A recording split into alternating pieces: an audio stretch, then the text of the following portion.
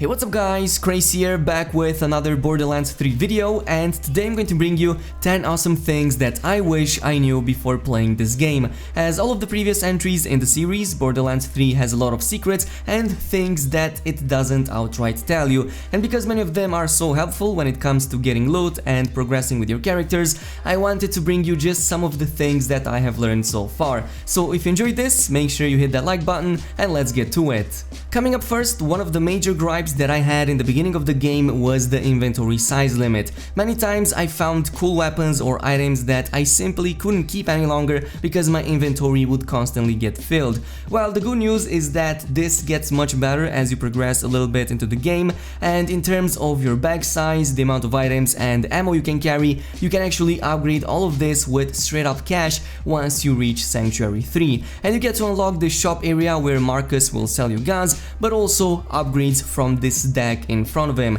In my case, I picked the backpack upgrades first, and soon after I went for the ammo capacity for the guns that I use the most at the time. The early prices are quite low, so I definitely recommend buying at least a few of these, as they only cost about $1,000 each for the first level, but the inventory size increase is definitely going to be good enough even then. After the first level though, the prices increase threefold, meaning that every new upgrade that you make, up to a maximum of 8, will be 3 times more expensive than the previous one. So a level 8 backpack upgrade, for example, will cost about $2 million, but you will also have an inventory size of 40 by that time. The second type of inventory that you have is of course your equipment. This is the items that your character physically carries and uses, including the guns, the shields, the grenades, class mod, and finally the artifact slot. Unlike the previous ones, these can only be unlocked by actually progressing through the game and through the main campaign,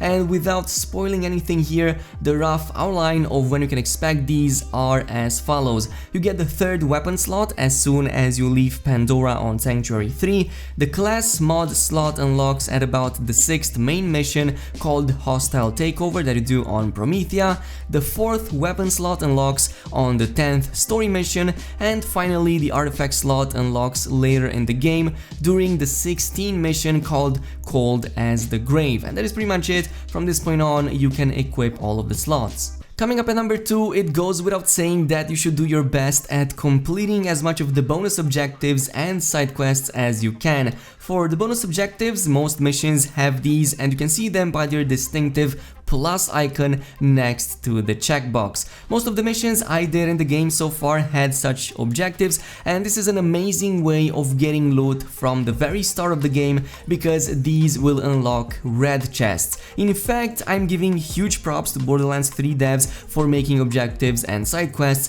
so rewarding in this game. Most of the time they are well indicated and the dialogue will give you enough hints to get it going, and once you do these, the various characters you did the missions for will also open up additional secret areas for those red bonus chests. Now, as far as the red chests go, these can be farmed and they do reset, but it seems they are on about 45 minutes timer at the time of making this video. Not sure if it's longer or shorter, but I did open a few red chests multiple times and I can confirm that these will reset. The same goes with the side quests. Many times it happened for a side quest to lead me to a mini boss that I could farm in order to get a legendary out of it. So yeah, going off the beaten path is definitely very rewarding in this game, and it's also very fun because the general quality of the quest in this game is really top notch. Coming up next, we have challenges, and for a very long time I've actually neglected these, not knowing how rewarding they can be. There are all sorts of challenges specific to each map, and you can check them from the challenges tab for each of these maps. The 3 more important ones that I'm going to go over are the Typhon challenges, the legendary bounties, and the hijack missions. But there are more on top, including Crimson Radio, where you need to hack into a radio station, Dead Claptrap to build Claptrap a companion, and so on, and these are quite fun anyway. First, the Typhon challenge rewards you probably the best loot chest in the game, only after the golden chest I believe, as it can give you as many as 4 weapons as well as 4 mods at the same time, and yes, legendary included. To get the chest location in the first place, you will need to find 3 Typhon logs that spawn in fixed location in most maps. This is how they look, and you need to use these to triangulate the position and find a dead drop. Once you interacted with all 3 of these, these, the map will reveal the location for the dead drop and you can go ahead and pick it, or let it aside for after finishing the main story and activating Mayhem mod, because there is a good reason for that. And that is because once you unlock these, they don't actually seem to reset like other chests do, or at least not even after waiting for 24 hours in my case, but I might be wrong. It seems that at the current time these do not reset at all. But if you do want to open these up, they hold very good gear appropriate to your current level, so even at low levels you will get some really awesome epics, or at the very least some blues. If you want max level gear from these, it's better to hold these off up until you reach the end game after completing the main storyline, so you can activate Mayhem mod and everything will scale for your level after that. Moving on to the legendary bounties, these are given to you by various story characters and they require you to hunt for specific mini bosses. Some of these can be called legendary hunts, others can be called targets of opportunity, and so on. I'll make a full guide on these soon, but these require you to find some secret mini boss locations, take down the mini bosses for the challenge, and the cool thing about this is that they will also oftentimes drop their own legendaries, such as for example this EMP grenade over here that I got from killing Baron Noggin, and it is definitely powerful against shields. It's also a legendary, so it was definitely worth it. The third one is the hijack challenges, and this is what rewards you vehicle upgrades. They are fairly easy once you discover them. Simply steal whatever vehicle you see being indicated with a purple icon and bring it to the car station to have it scrapped and unlock its specific upgrade. You can encounter enemies on the way, so make sure you don't get the vehicle destroyed before reaching the location, otherwise you might have to redo everything. But the upgrades are oftentimes amazing. I got 3 phase boosts for one of my rides, which lets me boost for way longer. It's also very powerful. Or this awesome bomb catapult that deals a ton of damage, and there's also this front melee bumper that pretty much annihilates everything that I go over. So if you want to upgrade all of those parts for your vehicles, definitely pay attention to these. The rest of the challenges, on the other hand, provide good sources of money and iridium. So early on, if you cannot yet mine iridium, since you didn't reach that point in the game, you might want to do a few of these until you unlock the ability to do so. Moving on to number 4, pay close attention to loot Tinks as well as loot psychos when inside an enemy camp or when fighting enemies. These are semi-rare spawns that can drop a ton of loot out of their inventories once you kill them. You can notice these very easily from their distinctive looks and the fact that they will generally run away from you instead of engaging in fights. Loot Tinks at the very least will try burying underground to escape, while the loot psychos seem to try to spawn some kind of a portal, though I never left one to do that and I just killed them outright. So once you see one, take it down as fast as possible, but be mindful of their higher than normal HP, as well as the fact that they can oftentimes attack back momentarily. Loot Tinks in particular can also leave behind cryo mines that greatly slow you down, which also facilitates their escape. But once you do take one down, they will drop money, a lot of loot, and in the case of the loot Tinks, they will also drop their oversized backpack, and it's this backpack that you want to interact with. It will shoot out a ton of loot you can grab, and this is in fact a great source of items, of legendaries, even early on in the game. And number 5, something that I really love doing in any loot-centric game, not just Borderlands, is to farm bosses over and over again for their specific loot. Well, Borderlands 3 makes no exception, and in fact, it introduces a number of quality of life features that makes it easier than the previous entries in the series. Mainly, it's the fact that you can now spawn directly at spawn points when loading in the game. This means that you can go in, kill the boss, save quit in the main menu, and then reload, and you will both spawn right next to its room and have him fully reset. And you can do this as many times as you want until they drop every single of their items as well as their unique legendaries. One thing to note here is that most of the main bosses are revealed by playing the main campaign, and once you have reached such a mission and defeated the boss, you will want to progress a little bit further after that, so that the ability to reset the boss also opens up to you. Otherwise, it won't spawn until you do a little bit more progression on top. Number 6 is all about golden keys and the golden key chests. Many of you might already have a few of these from the VIP program, and you can use these to open up golden chests. Very useful since golden chests have some of the best chances for higher gear, especially epics and even more so legendaries. One such golden chest chest can be found on Sanctuary 3, and it's located on the second floor, being indicated by its golden icon on the minimap.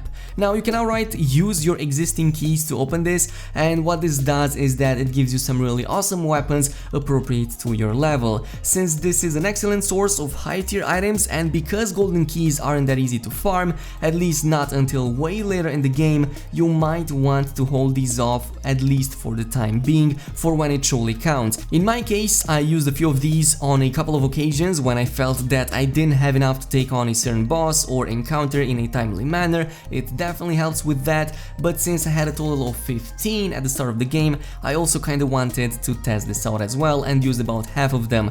But what I suggest you guys doing is to actually keep these for later in the game when it truly matters, so you have way more chances at getting way better loot. Moving on to 7, if you're like me, chances are you enjoy customizing your character, and even more so since the photo mode in this game is pretty good and there's some really sweet choices for skins. Outside of the VIP and pre-order content that I already covered here on this channel, you can get some really awesome skins from Crazy Earl on the lowest deck on Sanctuary. These cost Iridium of course, but he has some really amazing options for head, skins, emotes, echo themes, trinkets, weapons, and even room decorations. Until you reach a certain point in the game when the ability to mine Iridium opens up to you, you can make do by farming bosses and completing side missions, as these reward Iridium as well. But if you don't want to spend any of your Iridium yet, then the game is extremely rewarding with skins by simply playing it. Skins can be specific rewards from certain boss encounters, activities, or missions, but they can also randomly drop from enemies, they can be found in containers,